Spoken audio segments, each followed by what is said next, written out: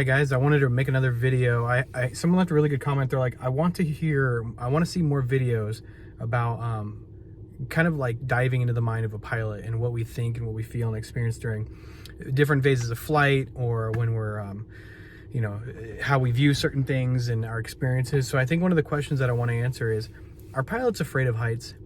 I would say that everyone is afraid of heights. When you're nose down towards the earth because a student isn't recovering from a stall, or when a student puts you in a spin or drops a wing in the pattern, the first instinct, the first feeling that you encounter is terror and horror. So yeah, of course, when we're flying through the air in level flight, you're not really looking down being like, oh my God, this is terrifying, because you just rely and trust the aircraft and your skills.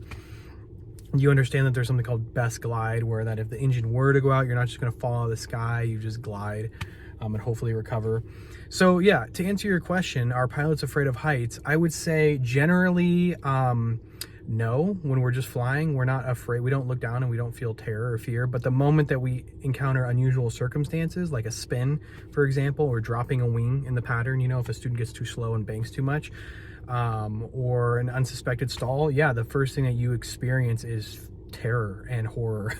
And that is because you're really high up in the air and you only have a few seconds to react, and you could possibly fall and die or get injured. So I would say overall pilots are not afraid of heights, and then it depends on the circumstances too. But I remember there was a few times where I was flying and you just realize like what you're doing as a pilot is such not an anomaly, but it's such a rare feat. It's such a rare experience to be able to exist in a time period where you're able to fly. All right. And then two, to be able to exist in that time period and then be a pilot of one of those aircraft.